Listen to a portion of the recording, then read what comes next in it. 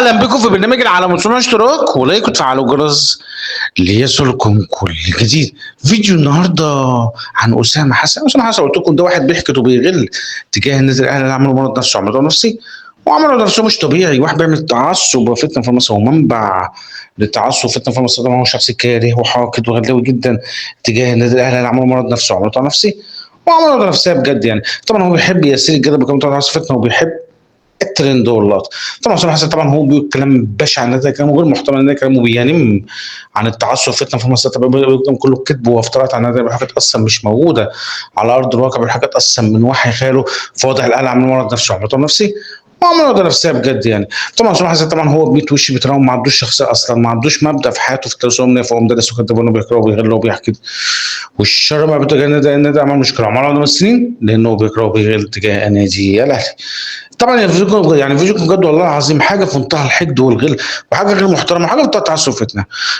تعالوا معايا كده. واخد خط الدفاع 34 و33 سنه. يعني والله عايز اقول لك يا اسامه حسن الاهلي يفضل مجننك ويفضل مربي لك خفيف. اسامه حسن طلع بيقول بقى حقد وغل تجاه النادي الاهلي وتجاه لعيبه النادي الاهلي. طلع بيقول عشان اعرفكم اللي زي دول يا جماعه ومش عندهم منتخب او عندهم مخلينها اهلي وزمالك، مش مخلينها منتخب، لا ما عندهمش الكلام ده.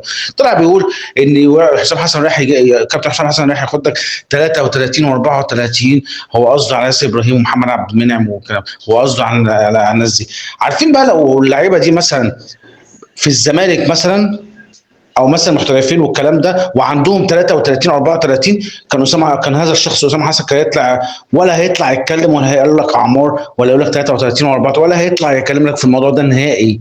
لكن هم عشان هم في الاهلي فده اللي وجعه وده اللي مضايقه. فعايز اقول لك يا اسامه حسن الاهلي دايما هيفضل مربيك خفيف ويفضل مجننك ويفضل وجعك ويفضل عامل لك عقده نفسيه.